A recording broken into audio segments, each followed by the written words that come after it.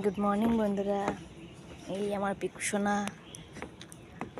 বাইরে পাখিদের আওয়াজ শুনে ও পুরো অত্যাচার শুরু করে দিছে। এই দেখেন, মানে ও ঘুরতে যাওয়ার জন্য পুরো অত্যাচার করে। দেখেন, দেখছেন? এই যে দেখেন, জি চিল্লায়, ওদের আওয়াজ শুনে ওরাও চিল্লায়।